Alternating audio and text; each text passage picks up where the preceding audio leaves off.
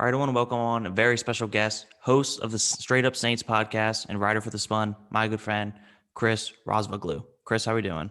I'm doing well, Noah. Thank you for having me. Excited to talk football with you. Yeah, definitely. Obviously, the draft right around the corner. I wanted to get the biggest college football tape guru that I knew to come on talk about the Saints. First question, what is the one thing that you want to see more than anything else in this draft from the Saints? There's a couple of things, but more than anything, I want them to get a second cornerback. And, there's two reasons. One, the Marshawn Lattimore thing, there's kind of a dark cloud in that sense that you don't know what's going to happen. Now, my gut feeling and talking to people, it's like it's going to take a while, and he might not even get suspended this season. And if he does, it probably won't be that big of a suspension, depending on what happens. But put that to the side. They need a second corner because right now it's either Patrick Robinson or PJ Williams across from him. And I don't think that's what Saints fans want, especially after they just had Janoris Jenkins, who played really well. So there's a couple of cornerbacks who I like in this draft for each round. And I think with the Saints picking at 28, I think they might actually be fortunate enough to get a day one impact player. I know someone that I tweet about a lot. People are probably sick of it. I tweet about Greg Newsome from Northwestern a lot. And the reason being is I kind of try to be realistic. Like I know, look, ideally, JC Horn on the Saints would be awesome. I mean, you have the Horn legacy going on for the Saints. You know what you expect from him. He's a great player who's shined in the SEC. He's got some really good tape there, but I don't think he's going to be available at 28. I don't even think he makes it out of the top 15. So with Horn to the side, with Patrick Surtain to the side, I think a guy like Newsome would be good. And then Caleb Farley, an interesting guy because he's a top 10 prospect, but a back injury kind of setting him back. I could see him falling. And if he does, the Saints have to jump on that. Yeah, definitely. I mean, I was going to kind of save positional talk for later, but we can just jump right in, honestly. Uh, Touching on your first thing, I don't either think J.C. Horn's going to be realistic at 28, especially at this point, especially with Farley's injury. He's projected to kind of fall down the draft boards. Would Farley's injury really bother you at all? Like, would you feel comfortable still taking him at 28? It's so tough. And sitting here right now, I'd probably tell you yes, because I think he's that good. Like, I think he's the best corner in this draft. Like, that's how much I like when you watch his tape, you're like, okay, this is the best cornerback this draft has to offer. The flip side, he's had an ACL injury. He's had a slip disc, which he had to get fixed. Now he just had back surgery again. So these are concerns, absolute concerns. I just struggle to think that they'll get more value at pick 28 than they would Caleb Farley. And I guess it comes down to who's on the board. So, for example, Nick Underhill, who everyone obviously loves, he did a mock draft, and he actually somehow in the simulator, Farley was there and JOK from Notre Dame was there. And in that situation, then you can go JOK because he's healthy and he's a really good player. But let's say it comes down to Farley's there, and then the other options for the Saints are like maybe Newsome and maybe a guy like Zaven Collins. And then you're like, okay, well, all right, let's go Farley because he's probably the best value that we can get for the pick. So it depends. Me personally, I would be okay with it because granted it's a back injury and back injuries are scary. If they can find a way to just get this guy ready by August to start training or late July, whatever it might be, I think he's a corner who's not going to need long to develop and become an impact player. So I think I would take him. I know that there's risk with it, but he's too good. They need another corner. They need another corner flat out. And I think with Farley, if it all works out, you're going to have two number one cornerbacks, and there's not many teams that can offer that luxury. Yeah, I mean, he looks like he was built in a lab to play on the outside. 6'2", long arms, has great length. Like, he can jump, he high points the ball very well, very instinctual, makes just plays. Like, that's the kind of guy that you can pair outside with Marshawn Lattimore, and then you can have CJ, work in the slot, stuff like that. But give me your Newsome take, because I know you're a big Newsome guy. You kind of touched on it a little bit. What do you think he can bring to the table? Well, the thing about Newsome that I really like is the speed. He is a former track athlete, and what you notice in a lot of the games is his closing speed's big. And I'm a big guy on closing speed because everyone's going to get beat in the NFL. Like, from time to time, it's going to happen.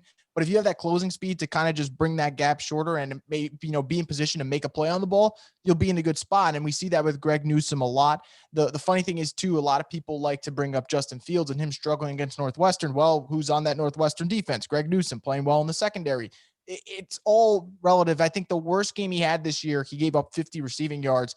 And outside of that, Silly. Yeah, everything was like 20 yards here, 6 yards there, 10 yards here. He's that good. I think that he actually, funny enough, has some Marshawn Lattimore tendencies, because when I would watch Lattimore at Ohio State, I loved his speed. I love the way he would break in on the ball. And overall, I just thought he is a guy who can give you man coverage. Greg Newsome can do all that. I think he's high IQ too. You listen to him and all the things he has to say. He's well coached, coming from a Pat Fitzgerald team that I really like. They got a lot of nice players on the Northwestern squad.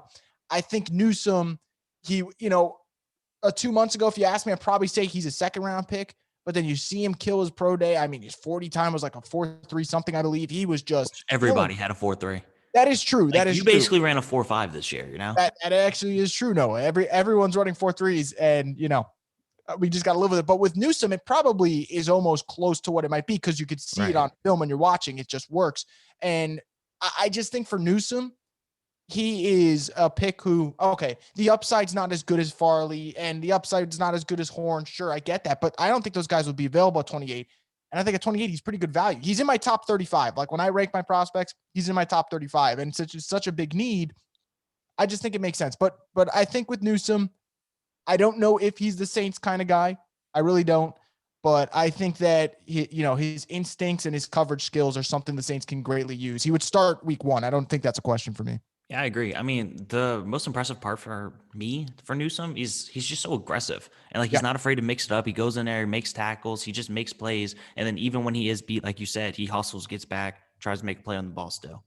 But I don't know about you. There's probably about 3 big needs in this draft for the Saints. I would like to see them address at least 2 of them in the first 2 rounds. What do you think those 3 needs are?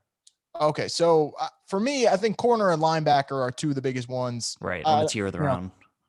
And then for me, it's actually, there's an argument that could be made. I could say interior defensive line. I can say edge. I could say wide receiver. I think any of those 3, if they can address as well, I think that'd be a good spot for them. And I think just by going off their draft meetings, I think the Saints are telling you that interior defensive lines among their top 3 needs in their book, because they did lose Malcolm Brown. They did lose Sheldon Rankins. And yes, David Onyemata is a stud, but they need someone across from him. And I don't know if they're ready to just hand it over to Malcolm Roach or hand it over to Shai Tuttle, who are 2 undrafted guys. So I don't know if they feel super confident there, but linebacker and corner absolutely need to be addressed. I think interior defensive line, because they've looked at a couple of guys from USC. They've looked at, I think they looked at Nix from Iowa. I think they looked at Levi Onwuzurike from Washington, who's a hell of a prospect. Like, they've been looking at interior defensive linemen. I don't know if I would rank it the 3rd biggest need, but I do think it's up there. But I also think, they can use another receiver. I know Saints fans are cool with the undrafted mark and stuff, but the Saints could use another playmaker. It'd be nice to see one of those day 2 or day 3 guys on the roster. Yeah, I mean, the funny thing about football is it's really the only sport out of baseball, basketball, football. Like baseball and basketball, most of the time you just draft best player available. Football is the one thing you're like, hey, we need to get X position. And the Saints are definitely in that, right up against the salary cap this year. They can't really afford to, take the Marcus Davenport route this year of going in a developmental player. You almost have to get a plug and play guy day 1. So let's talk about some linebackers plug and play. Who is the one guy at 28 realistically that you think that the Saints can target? Yeah, I think I got to go with, one of everyone's favorites. I got to go with Collins from Tulsa. And I think it depends. I don't know if he's definitely going to be there at 28, but we've seen enough mocks and we've heard enough to think that he's going to be around that range. And if he's not at 28, then okay, if they really like him, they'd only probably need to trade up 2, 3, 4 spots, whatever it might be, to get him. And I think he is a realistic target. I don't think JOK is, as much as I'd love to see it.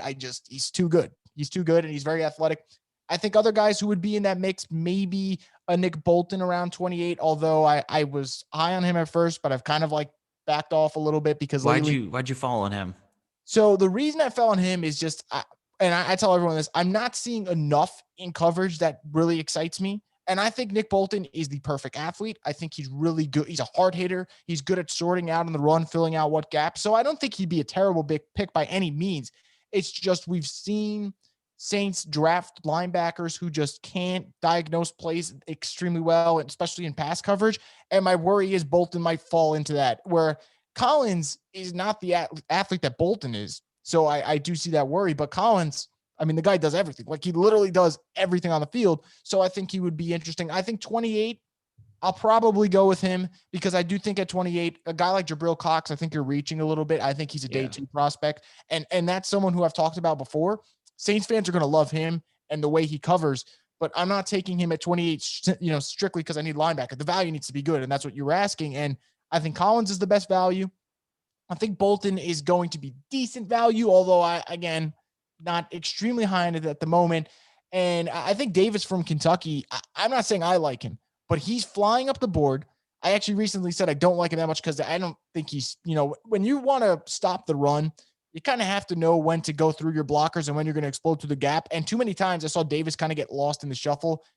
The Saints need someone who can fill out that gap, know what to do. And I don't know if he's that guy. So short answer, I'll stick with Collins. Now, if there's this crazy scenario where something comes out on Micah Parsons and people say he's a bad teammate or whatever, and he falls, there's your guy. Go jump and get him. But oh yeah, I think it's going to be Collins if I had to pick one.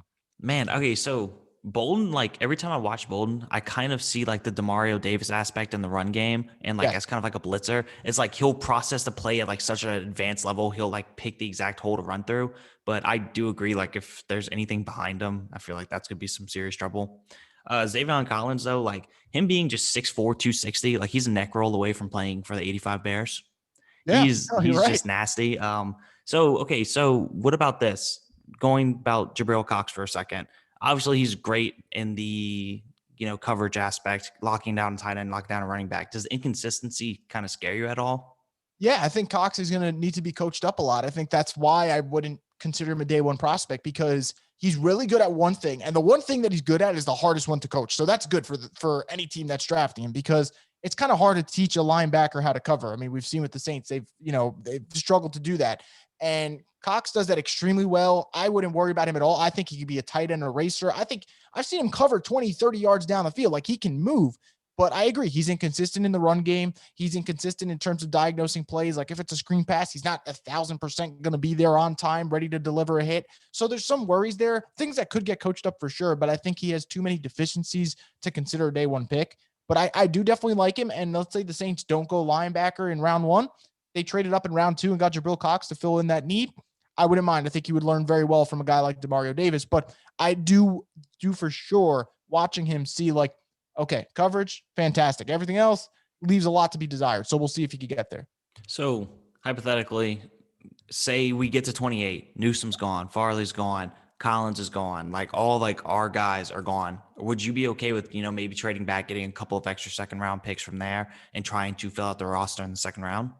I mean, I would absolutely. The problem is the Saints don't trade back in the first round. That's the issue. Like I've always, even last year, I actually wanted them to trade back because you saw like the Niners wanted to move up and take a receiver. The Packers wanted to move up because apparently they wanted Jordan Love. So I was like, okay, look, this is a perfect opportunity for the Saints to trade back a little bit, get a couple picks. They just don't do it. But I do think that it would be a smart play. Now, if the guys that we said that we all like are gone at 28, my gut feeling is the Saints either go receiver or they go with the defensive tackle. Like, that's probably what I think they do.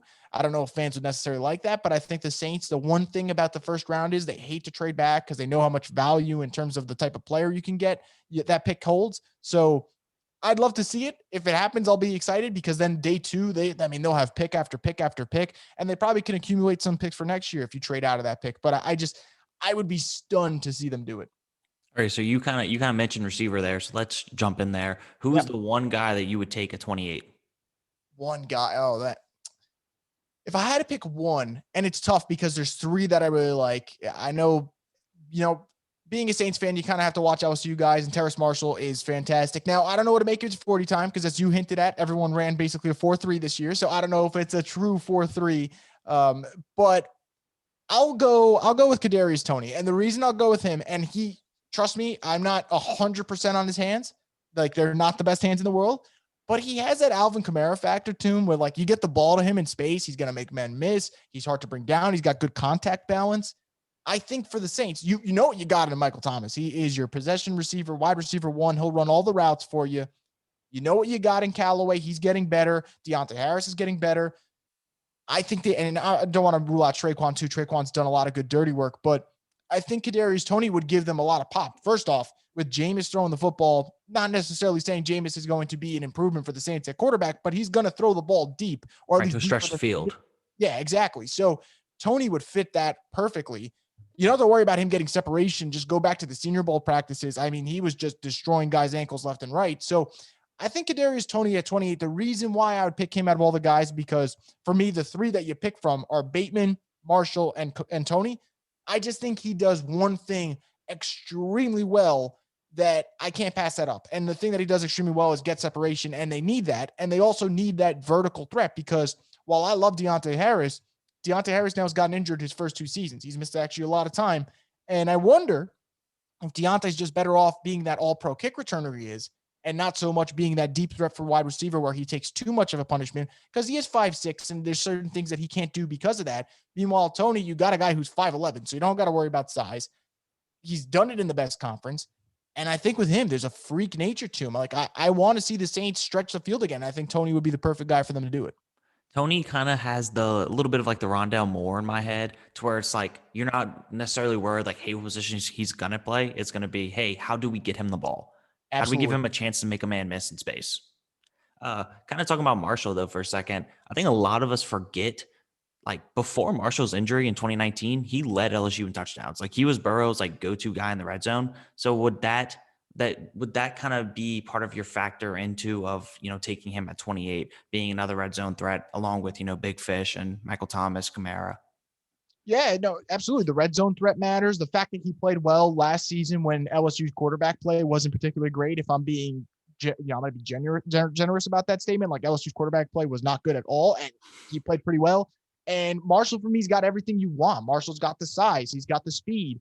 I don't like you talking about being created in a lab. Like when do you find a 6'3" guy who can move the way he can? Like there's not that many in this draft class.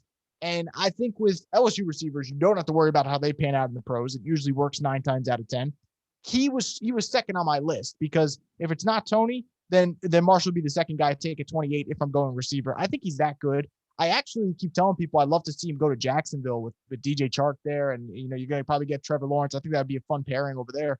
But I do agree. I think the fact that he's great in the red zone, the fact that we've seen him do it against top tier corners. I mean, LSU they don't play slouches. I mean, you're going to face the Patrick Surtain. You're going to face the JC Horns. You're going to face very good corners on a week to week basis. So I don't have any worries about Terrace Marshall. I think he's going to be a good football player. I just think it kind of goes back to what you said. Rondale Moore, Kadarius Toney, guys like that. Can you turn them into Deebo Samuels where just give them the ball? Who cares if it's a pitch play? Who cares if it's a slant? Who cares if it's a deep route? Like whatever it is, if I get the ball in your hands, I know you're going to get a lot of yards after the catch. And that's something I really, really value. But I do agree. Red zone is going to be an issue.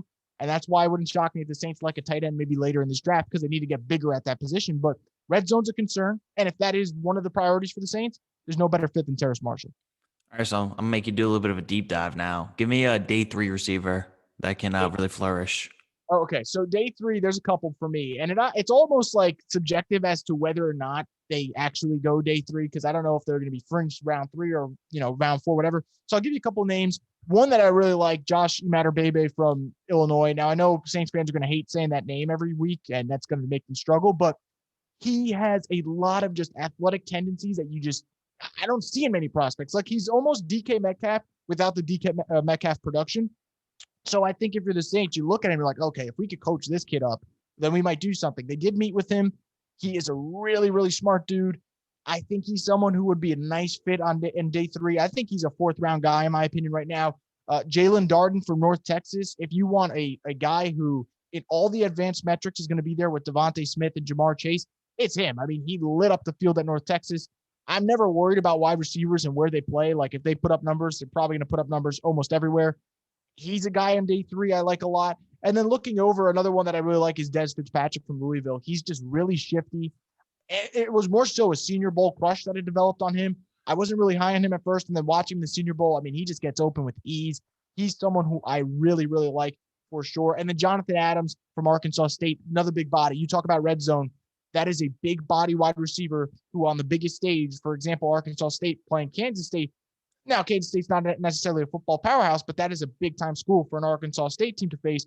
Arkansas State goes into Kansas State's home field, beats them, stuns them, and it's because Jonathan Adams is just really tough to stop. You can't put a body on him because he's so big. So those are a couple of day 3 guys that I would not mind to see at all on the New Orleans Saints. Where would you see a guy like Amari Rodgers? Oh, I love Amari Rodgers. I think the thing about Amari is I think he's going to slip into the 3rd round. I think, you know what it is? Amari, for me, everyone was saying day 3, but then you watch his pro day, he lights it up. You watch the Senior Bowl, he lights it up. He had over 1,000 receiving yards in his final season at Clemson. Like, how much more does he need to do before people say, like, he's day two? Like, he's a day two receiver. And then the little added caveat for him, he was running routes out of the backfield and lining up as a running back at his pro day, and scouts apparently loved seeing that. So I think he is a day two guy. But, man, if he falls day three, I actually tweeted about him last night. He's on my list of guys that I really, really like if they are available in day three. But Amari Rodgers is fantastic. Him on the Saints, yeah, that shifty element. He's such a smart receiver. I would love a guy like him on the roster. I mean, now kind of talking about everybody's most anticipated part, Kyle Trask. No, I'm just joking. But for real, where would you see, what would be your thoughts on taking a guy like Trask? Obviously, I feel like you can't take him before maybe the third round at the earliest. Yeah, so I tweeted as a joke, like, oh, April Fool's was 2 days ago, whatever. And I didn't really add much substance on it. So I appreciate you giving me the chance to actually do that right now. And it's weird about Kyle Trask. His numbers last year were fantastic. No one's denying that. And he looked really good for the majority of the year. It's that Kyle Trask doesn't necessarily do one thing particularly well. Like, for example, when you're looking at a Lance and you're looking at a Field, you love the athleticism. You love the potential they have. You look at a Mac Jones, I think he's a quick decision maker. I think he's incredibly accurate. I love that. I don't know what I love about Kyle Trask. It doesn't mean he's a bad quarterback at all. I just don't know necessarily what I love about him. Now, does he fit Sean Payton's mold? Absolutely. Would I think that he would that Sean Payton can't develop him? No, I think Sean Payton absolutely could. But I agree with you. Where are they taking him? 28, that's not happening. So Saints fans don't have to worry about that. He's not going 28. So that's not a, is he going 60 though in that second round? That's a little bit of a concern because I think that the Saints can really use a starter with that 60th pick, whether it's defensive line or linebacker or corner or receiver. Like, they can use that 60th pick on a different position and ride it out with Jameis and Taysom this year. Now, they have, I believe, multiple third-round picks. If you can use a third-round pick on Kyle Trask, go for it. Because one, I think the value would be good. And two, you got multiple third-round picks. So if you fill in two of your major needs that you and me talked about in the first two rounds, all right, then you have a chance to get a little bit aggressive here with your pick. And I think, look, the numbers are there. We've seen what Kyle can do with weapons. Now, on the flip side, we saw what he couldn't do without weapons against Oklahoma in the bowl game, and it was really ugly. And that was probably the worst case showing for him. He didn't get to play in the Senior Bowl because of an ankle injury. That kind of hurts. And because of that, the draft buzz on him's kind of died. But funny enough, and the reason why I wouldn't hate him in the third round, 2 months ago, Kyle Trask was projected to go in the first round of like every mock draft. Everyone had him going in the 20s, whether it was the Steelers or another team taking a shot on him. He was projected to go in the first round. So 2 months later, because he didn't work out at the Senior Bowl and the draft buzz around him hasn't been as, crazy as it was for Mac Jones or for Trey Lance, all of a sudden we're just like going to forget about him completely. I find that odd. I did joke around about it, but third round, I would take Kyle Trask in the third round, and I wouldn't mind the pick. Just the first two picks that they have, they cannot be used on a quarterback, in my opinion. Yeah, I mean, I definitely agree with that last statement. You cannot use a quarterback on those first two picks. But he kind of strikes me as a guy that, like, perfect situation, perfect coach, perfect weapons around him. Like, he can go win some games for you. But I don't know if Kyle Trask is going to be the guy, especially not early on. He's definitely going to be a development, but I don't think early on he's going to be the guy that says, hey, like, I'm going to put you on my back. Like, we're going to win games.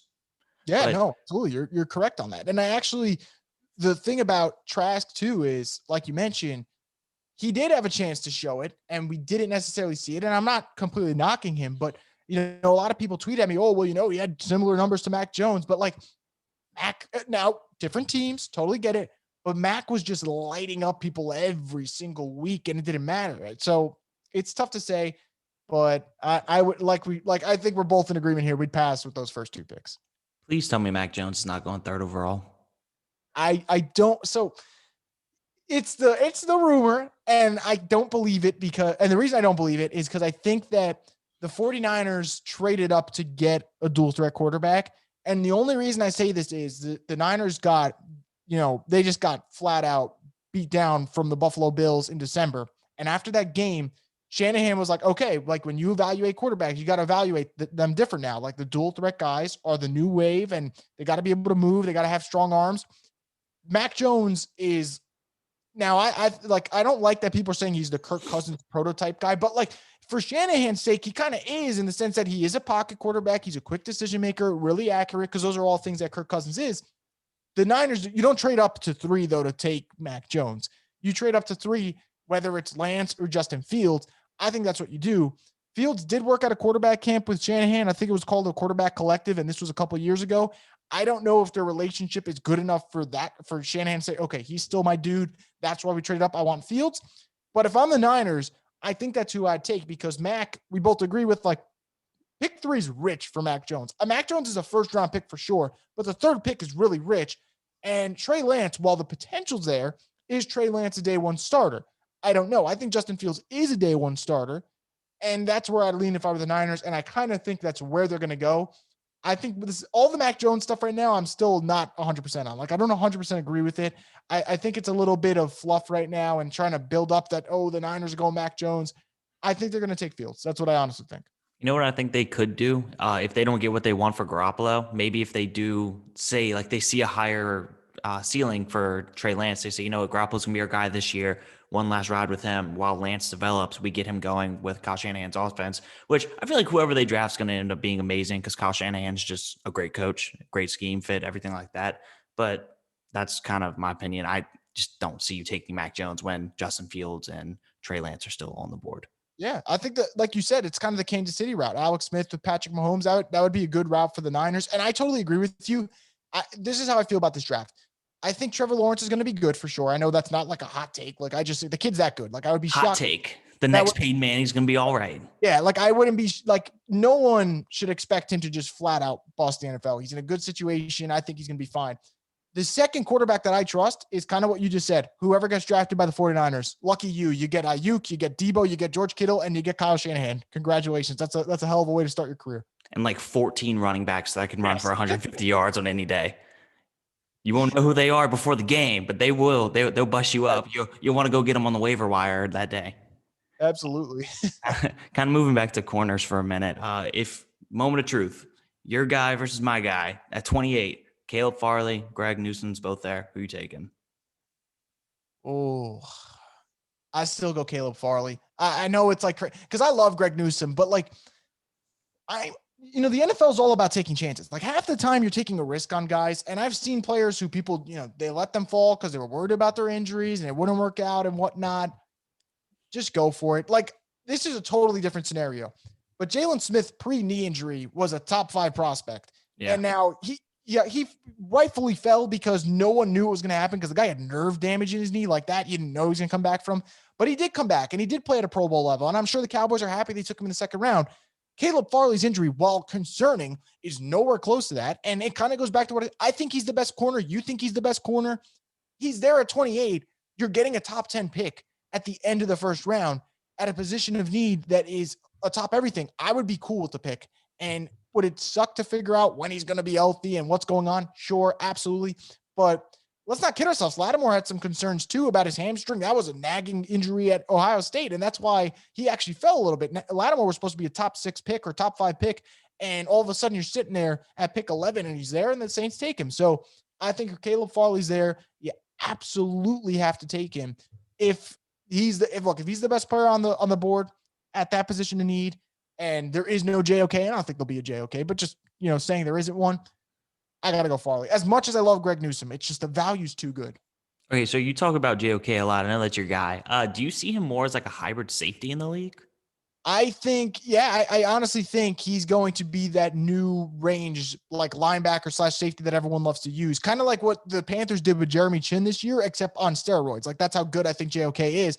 And I think I'm fine with it. Like, people ask me, well, his weight's concerning, and I totally get it, but the league's changing. Like, the league is changing an awful lot. And yeah, he'll probably still have to put 10 more pounds of muscle on, and I think he can do that easily. But the league's all about being explosive at that linebacker spot. Like, you look at what Tampa Bay just did. Now, granted, those are 2 linebackers. Like, those are not hybrid guys. Like, Devin White and Lavonte David are linebackers. But those are 2 horses. Exactly. You see how important it is to have just 2 really good linebackers. And I think JOK would fit that need.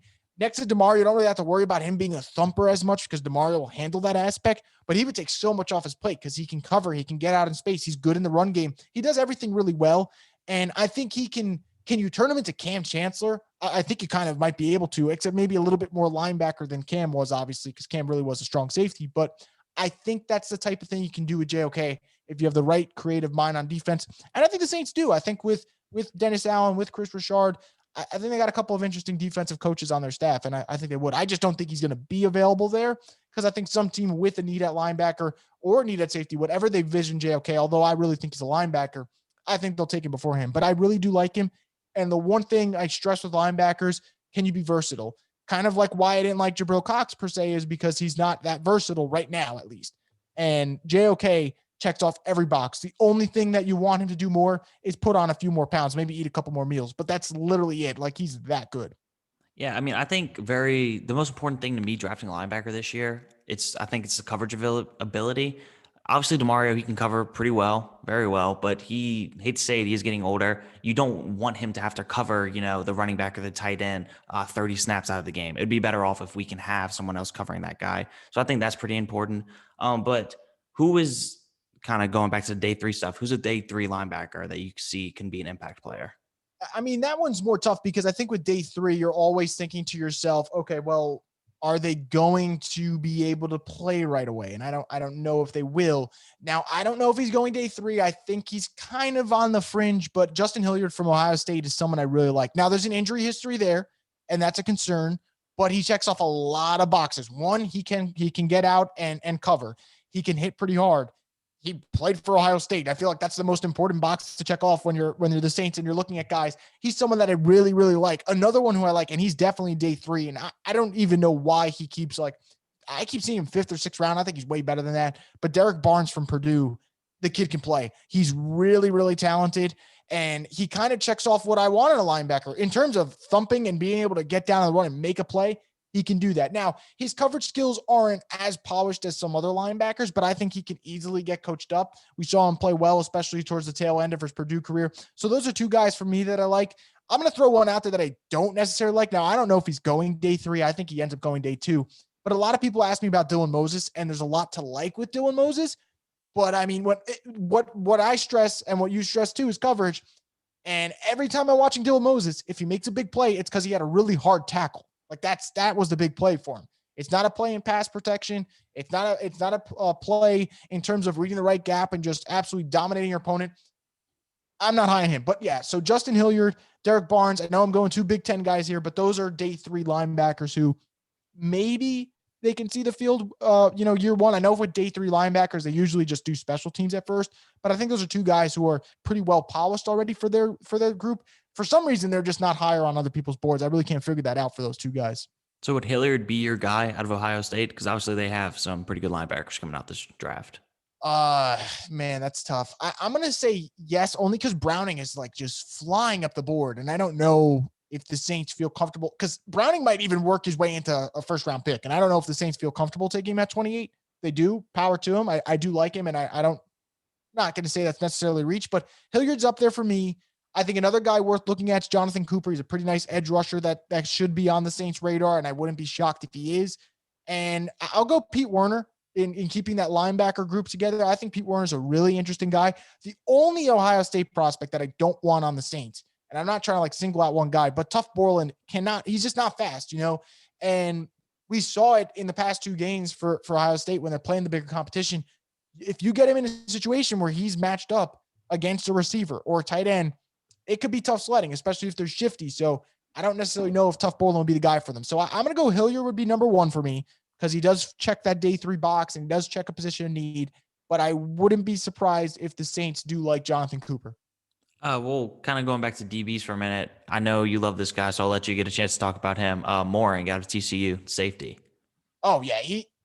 The thing is, if the Saints didn't have Marcus Williams, that'd probably be my guy who I'd want them to take at 28. I'm not even kidding. That's how much I liked his tape. Watching him, he does everything well. You want to be a little bit better in run support, sure, but his coverage skills, fantastic. You want him to play like a deep center almost like we've seen Marcus play. He can do that. You want him to make a great play on the ball, he'll do that. He reads the quarterback's eyes extremely well. He does everything you want, and I think he is pound for pound. I think he's the best safety in this class. I don't even think it's close. I think he's that good. I don't think the Saints need him, though, because I've been on this Marcus Williams is extremely underrated thing for about a year now, and he deserves the money that he gets. And I think the Saints are going to figure out something long-term with him.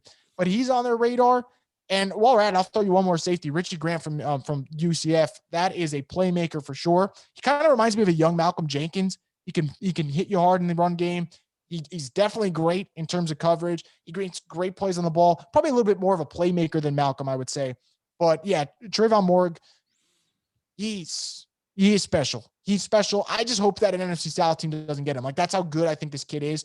And we've seen the last couple of years, young safeties have kind of really just come in and make their mark on the league. If you look at the Bucs, I don't know if the Bucs get where they were without Antoine Winfield, who they drafted in the second round, who's been so good for them, unfortunately, but he's been so good.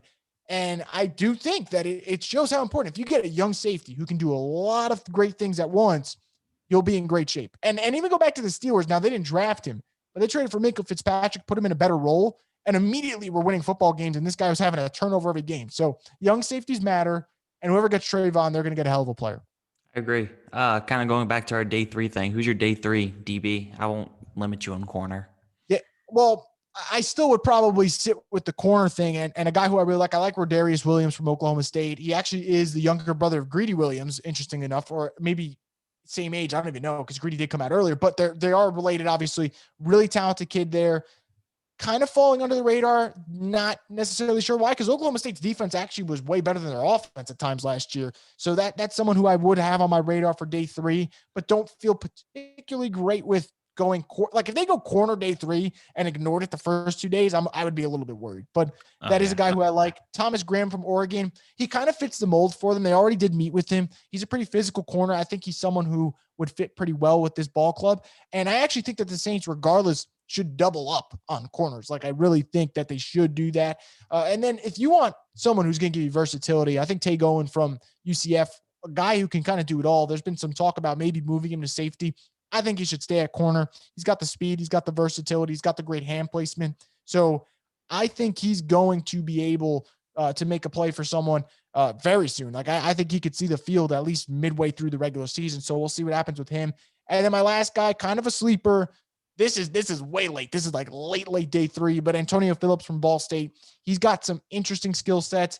And the one thing I love about him, he's physical. Like, he is physical to the point of attack. And I think that looking for an extra corner, like, let's say the Saints address one day 1 or day 2 early. If you want to take one in the 6th or 7th round, I think Antonio Phillips is a guy worth taking a chance on. But those are some corners for me. I just hope to God, man, that they just address this position day 1 or day 2, because there's some really talented guys that I like earlier in the draft. But those are some names for me that I would at least keep on the radar. Yeah, I mean, every time you say physical for a corner, as a Saints fan, I kind of go like, oh no, like, because refs hate us and like pass interference, stuff like that. But are you prepared for the Saints to go, interior O-line first round?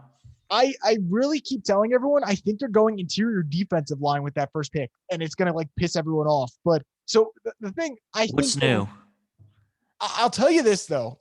There is a scenario, and it wouldn't shock me, but if like an offensive tackle who they really like falls, they're going to take him at 28. Like, I can't stress that enough. Like, if they, like, for some weird reason, if they really like Jenkins from Oklahoma State and he's there at 28, it would not shock me if they draft him and they're like, well, we're not re-signing Armstead after this season anyway, so he's going to be our new tackle. It would not shock me at all. I know Saints fans would hate that, but it wouldn't shock me. But I think you'll talk about corner and you'll talk about receiver and linebacker, and then they'll draft like an interior defensive lineman, because that is a position of need. They do like Onwuzurike from Washington. Would not shock me at all, but I am prepared for them to go with a player who's going to be in the trenches when everyone's looking for that flashy guy on the outside. I just remember last year when they announced Cesar, everybody on Twitter was like, who? Patrick Queen was right there. Who? I'm not prepared for that to happen again with Caleb Farley. I don't like you putting us in that cursed world right now. I actually think if Farley's there, I'm like confident the Saints are going to take him. He's their type of guy. Like, fell down the board because of injuries, but he's so good and he is the best player available and he does fit a position of need.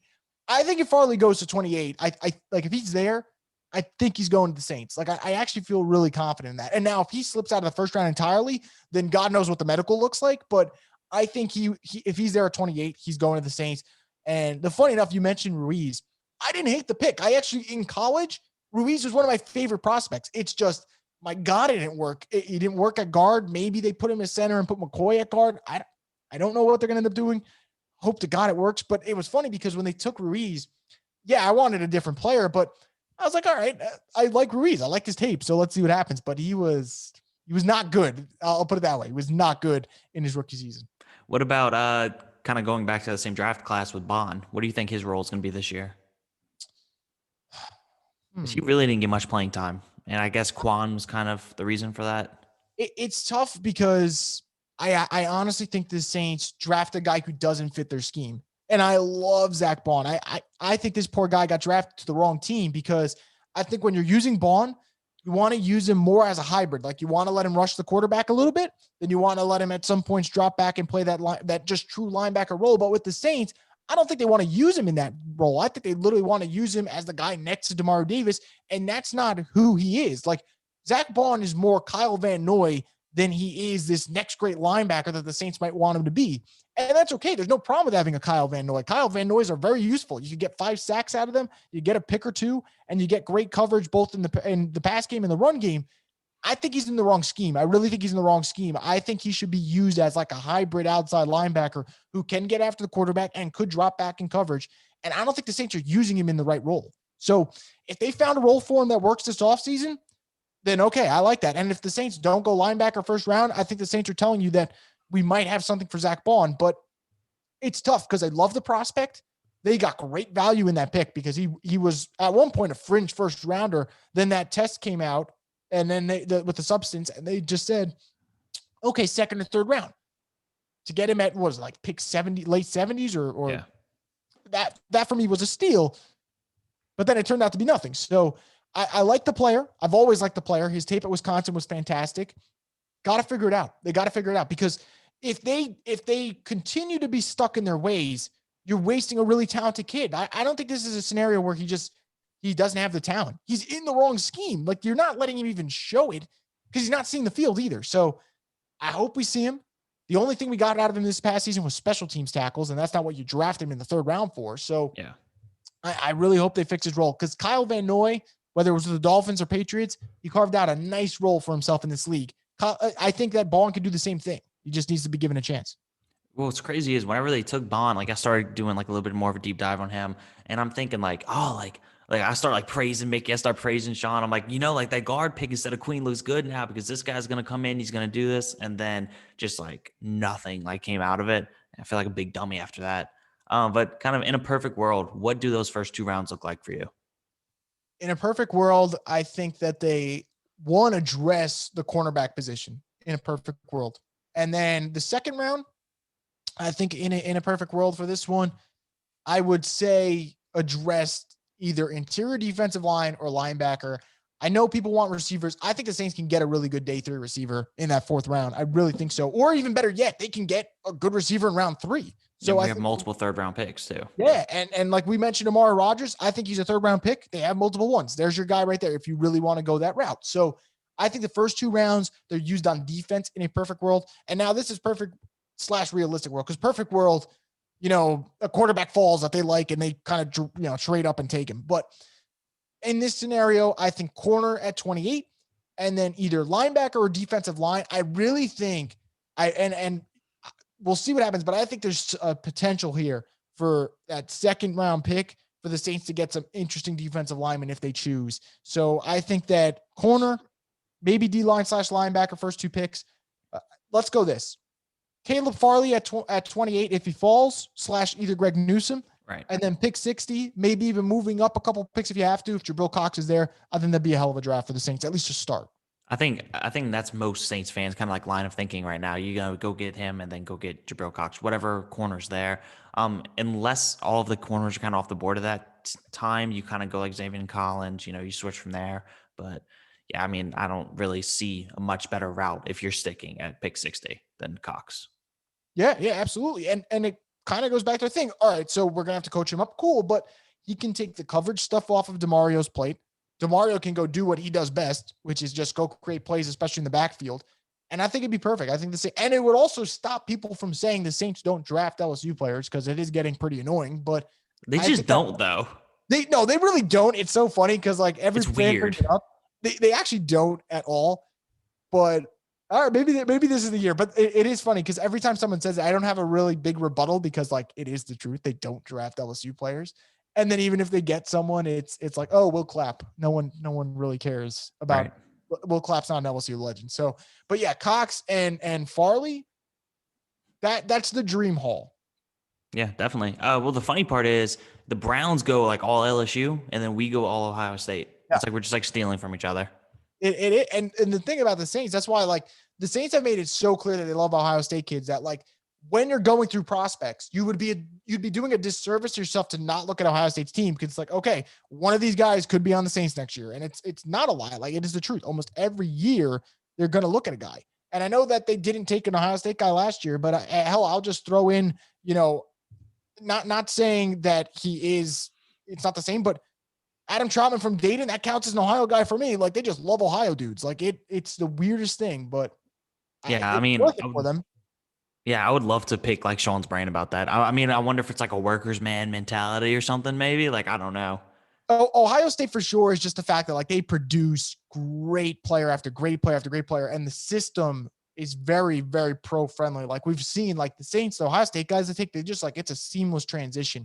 But yeah, if he takes a player who plays in the state of Ohio and it's not Ohio State, then yeah, we need to have a discussion with him because I need to know what it is. Like I don't know what the secret sauce is over there, but I'm pretty sure you might be onto something with that workers mentality in Ohio. Definitely. Kind of last question here. Let you go. Question I finished with everybody. If you can go back and rewatch one moment in sports history, what would it be? Man, so I mean, obviously the Super Bowl has got to be up there for me. It probably is one because especially after the way the last 4 seasons have gone, I just want to, actually see them on the winning side of the big game because Gotta rinse your mouth out. exactly that like never happens anymore. So that's got to be up there. Yeah, I'll put that one, but I'll put in a sleeper one. And I know, New Orleans fans won't like this, but I'm just going to go back because, like, when watching it, you're like, holy crap, that just happened. But the Spurs Heat finals, when Ray Allen hit that shot, I remember, like, at the time, I had, like, for New York, they have, like, these state tests you have to take. And I had, like, a state test for one of my high school classes. And I was, like, ready to go to bed. And Ray Allen hits that shot. I'm like, holy crap, this finals is amazing. Like, that might be up there. There's a lot of basketball moments, like NCAA tournament moments. Heck, I mean, on Saturday with Suggs for Gonzaga, that was a hell of a game too. So, but yeah, Saints at one only because the game was great, but I've actually had more fun watching. Like the end result makes it the most fun Saints game. Definitely. But we've seen Saints games that overall are just more fun to watch. Like I think you can go back and there's way back. Like Saints Rams regular season from 2018 was fun as hell. Like that's one of the most fun. Great. Like that is just fun. But 2009 just being on the winning side of that big game, I'd put that up there. I'll just do that. I'll go with that one because I'm sick of them losing the big game. It's getting pretty tiring, man. Man, you got to stay positive.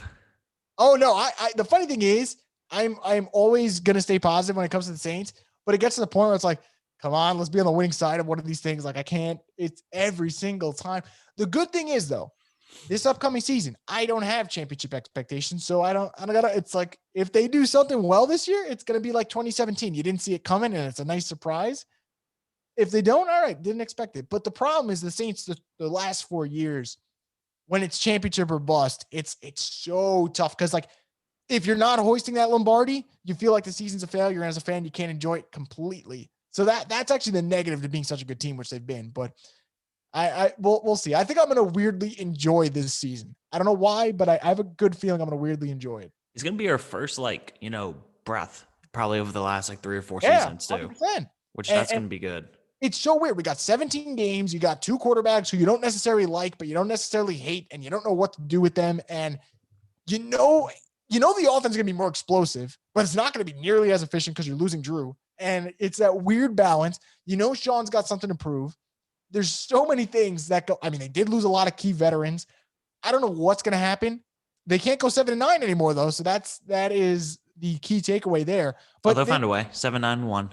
7. Yeah, that is true. That would suck. But that for me, like this upcoming season, I'm more optimistic than I am pessimistic because like they still have a bunch of star players on this team. Like it's a really loaded roster, but it's going to be fun. And more importantly, I want to see what happens at quarterback because I don't necessarily think it's going to work. And I would never bet money on it working because he is not worth gambling on.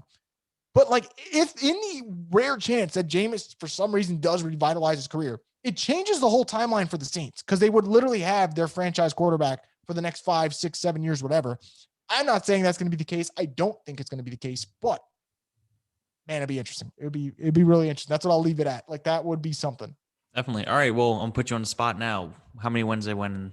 How many games they're winning this year? Oh man. I'm thinking 9 or 10. I'm thinking 9 or 10.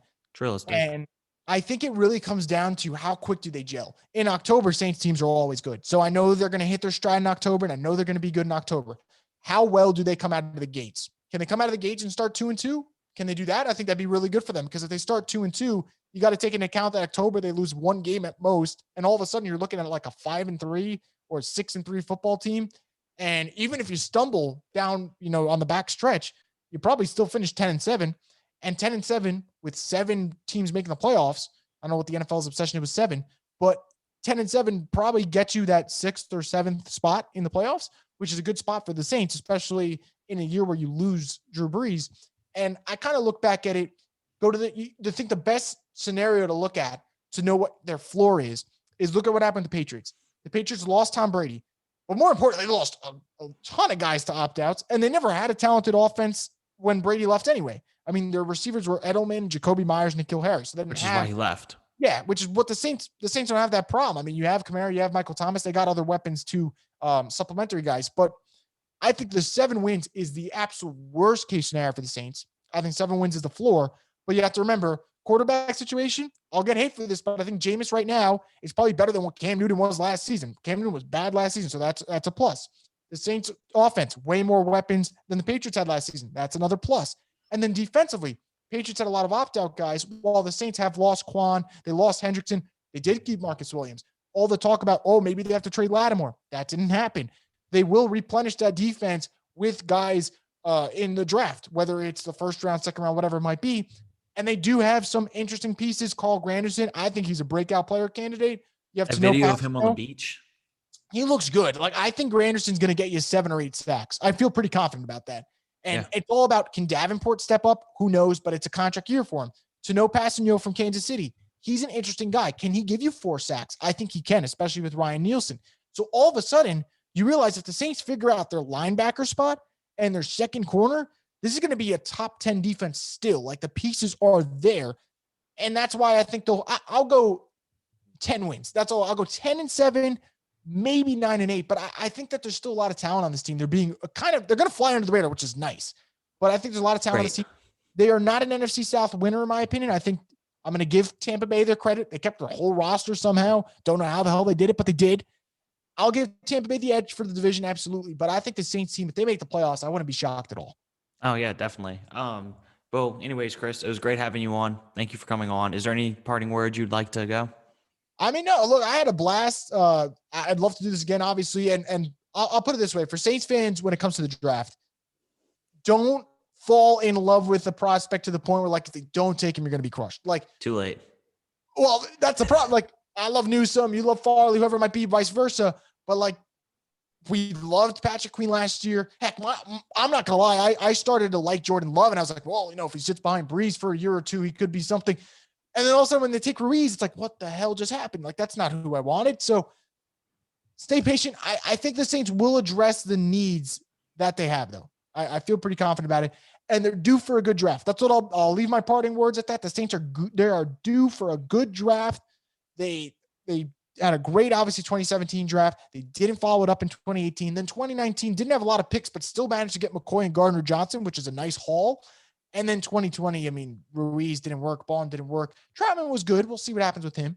And then Tommy Stevens, what a waste of a pick that ended up being. So they're due for a good draft, and they have the picks this year, which is nice. They usually don't have the picks. So I think Saints fans just got to stay patient. If there's a need you want to get addressed in the first round that doesn't, just wait. They got a lot of picks. They can figure out a way to address it, whether it's day 2 or day 3. Yeah, you keep hinting at like 2017, saying that the expectations may not be there, but we can still, kind of fly under the radar, make the playoffs, make a little bit of run in the playoffs. Then you address the 2017 legendary draft class. You're really hyping me up here, Chris. Anyways, thanks for coming on. Love to do this again. It was a great time. And, good luck with the rest of your work. If you want to plug your social media handles and your podcast and stuff again. Yeah, if people can follow me on Twitter at Rosvoglou Report, ROSVOGLOU Report. And if they want to just check out my work, I do a lot of Q&As with prospects before the draft. It's currently done about, I think, 56 so far. So if people want to check that out, you go to the Spun. There's an interview section. You can check them out there. And then if they want to check out the podcast, just talk about Saints, hear me rant and whatnot. Straight Up Saints, you get it on Apple, Spotify, Podbean, whatever you're listening to your podcast, you can get it there. But again, appreciated the time from you. It was always great to chop it up and talk some NFL draft. Definitely. Well, take it easy.